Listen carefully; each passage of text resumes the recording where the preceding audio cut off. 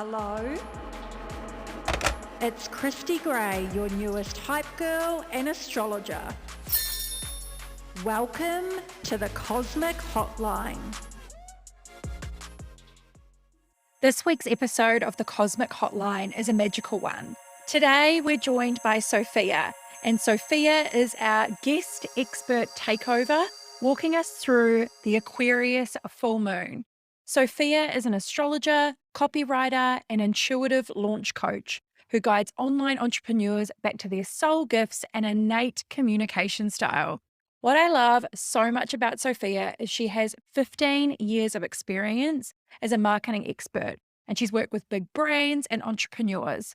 But she uses the ancient wisdom of astrology and says that it's her secret weapon.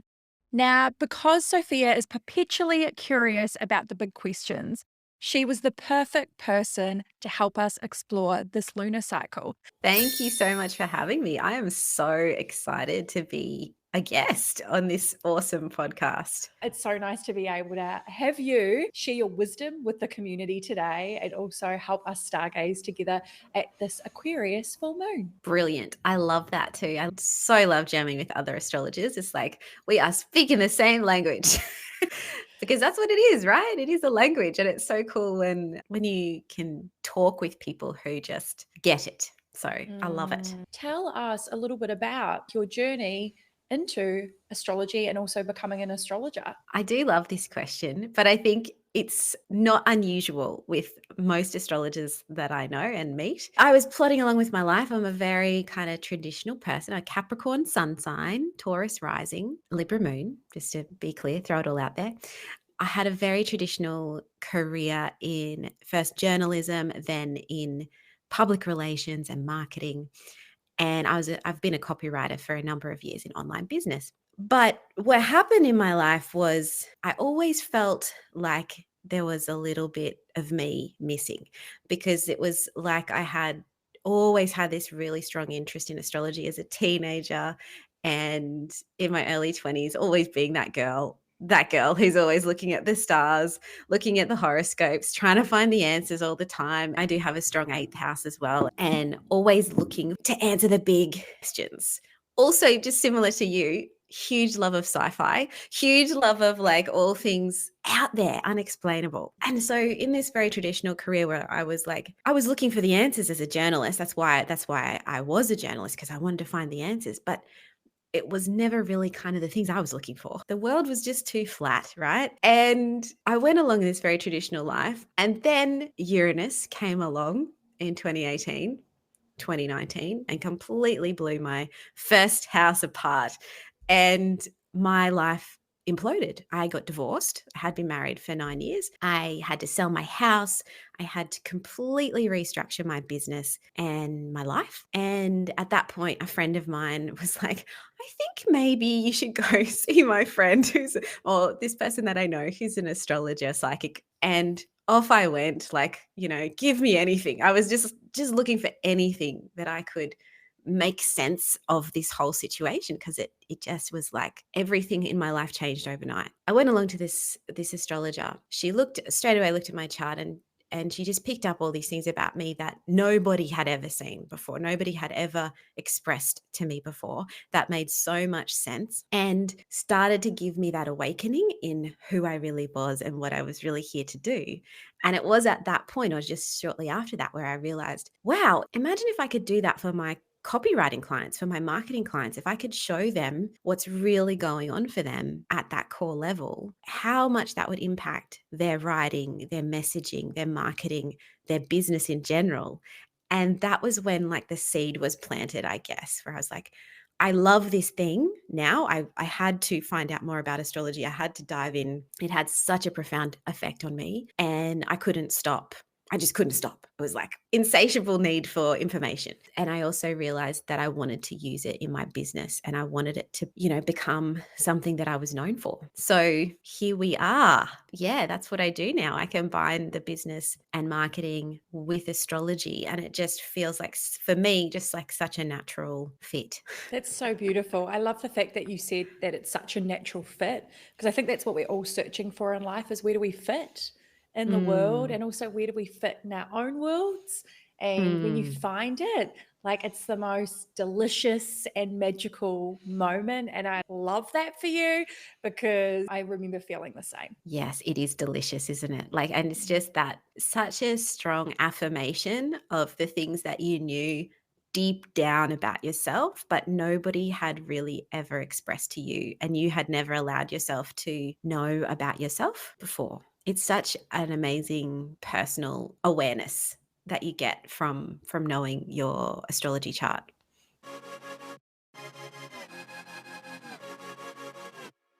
I'm popping in with a quick public service announcement, and that is the most important part of the Cosmic Hotline is you. Have an astrology question you need answered? Nothing is off limits. Whether it's a question about your natal chart, the 411 on Mercury retrograde, or what is the significance of a particular transit or activation. Submit your question today with no strings attached, or select the option to have your question answered live, just like an astrology session I'd have with a client. Text or call 043 17 Venus or submit your question via the show notes below.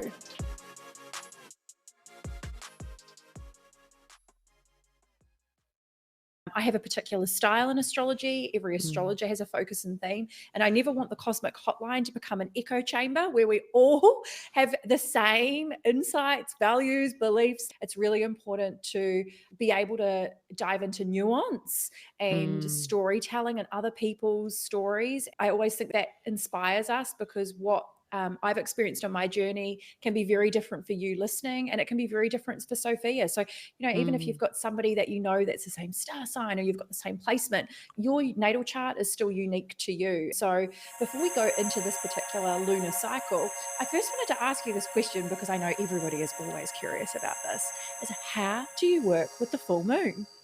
Obviously, when you get into astrology, often one of the first things you do is you get into the moon cycles and understanding where they're falling in your chart and how you can best work with them. So I have been a bit slack in my moon practices of late. I've just moved house, so I haven't reset up my altar and all the things. But what I love to do at a full moon, in fact, we did this at the Capricorn full moon, is get out there and feel it. And because at a full moon, it's so much more about acknowledging where you've been, releasing what you no longer need. It's that culmination point. I never use it to manifest anything. I use the new moon to manifest. But I love that full moon as that culmination point of what have I done over the past since the, for instance, new moon in Aquarius. What have I created in my life and in my business? And just to reflect on that, sometimes I write things down to burn them. I love doing little fire rituals around the full moon. What do I need to release from my life now? What do I no longer need? I'm all about decluttering. There's a lot of that happens at the full moon, and that Capricorn full moon was just spectacular. So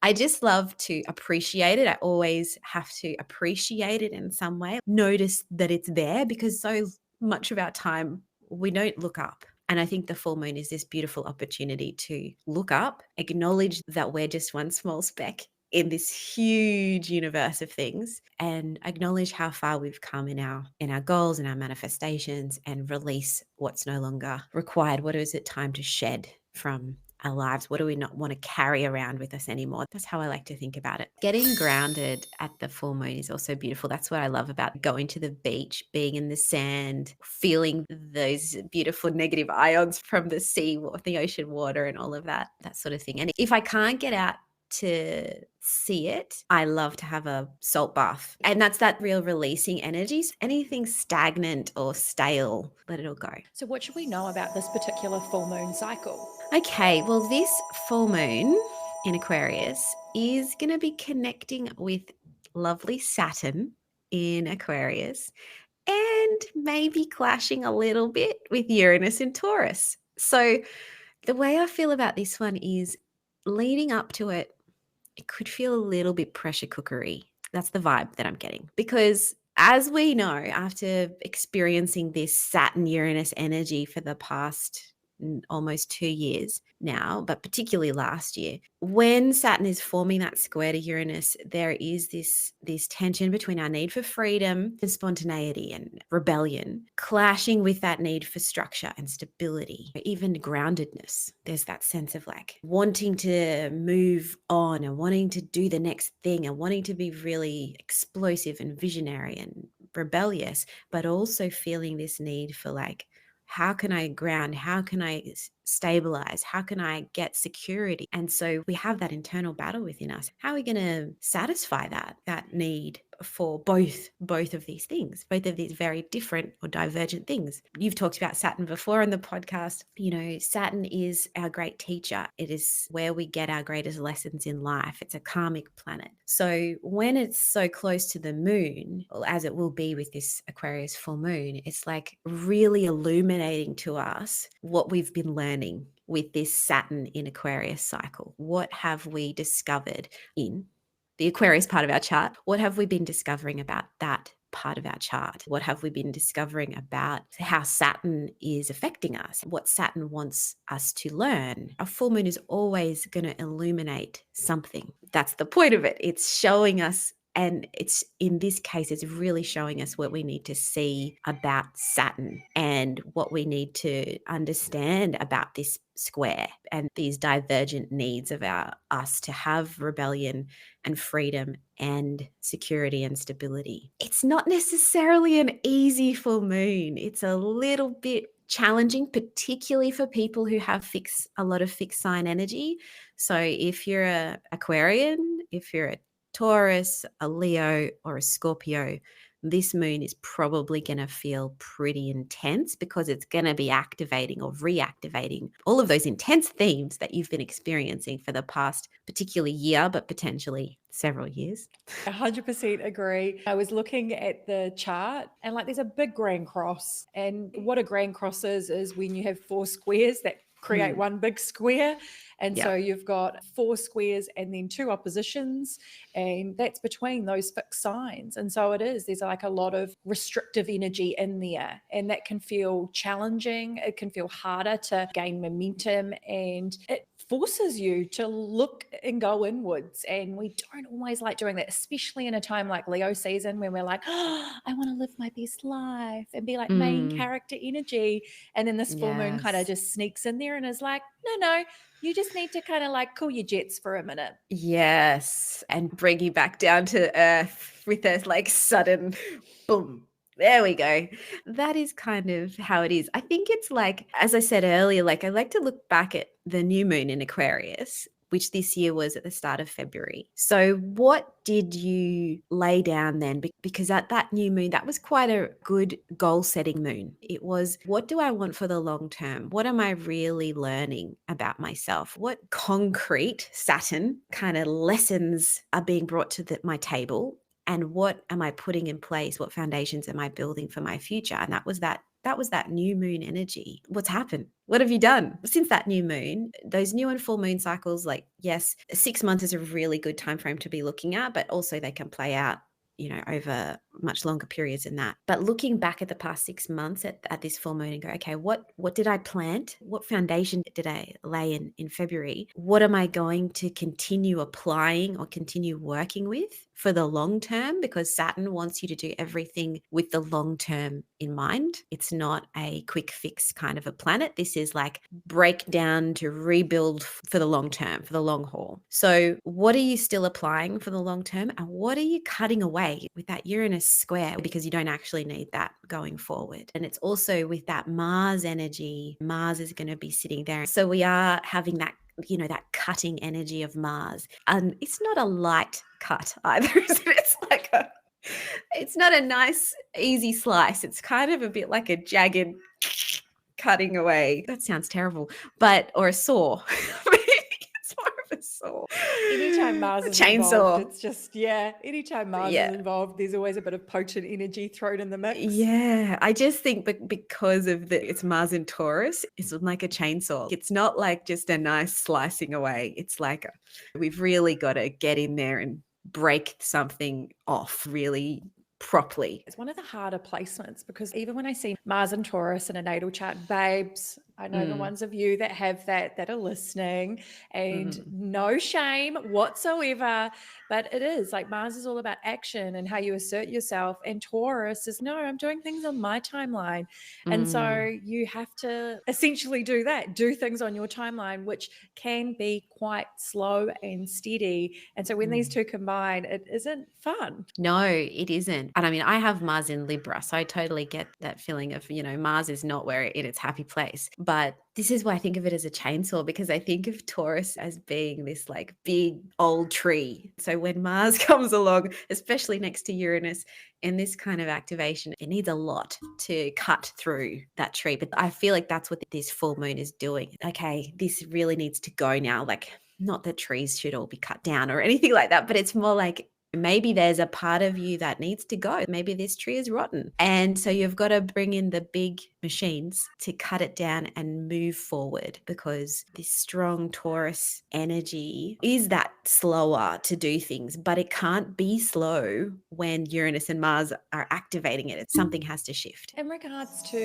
your own experience, because I know that you have a lot of really significant placements in your natal chart with a lot of fixed energy, Sophia, and you've had a lot of changes in your own Mm. life, and we're really building up to this final Saturn Uranus square, which is all about reconciliation. How have you navigated embracing change? Yes. Well, it has been an interesting 18 months for me. And yes, I've got a Taurus rising, 12 degrees of Taurus. I have Saturn in Scorpio, obviously a descendant in Scorpio. I have my midheaven at 16 degrees of Aquarius and my IC 16 degrees of Leo. So a lot of fixed placements, and Uranus in Taurus basically sat on my ascendant for quite some time, 2021. It went over, it came back, it went over it again. So there was a lot of big changes for me. And as we've talked about, Taurians don't love change. It can be a little bit tricky. So we do need the chainsaw to come in and cut things away. And I definitely experienced that in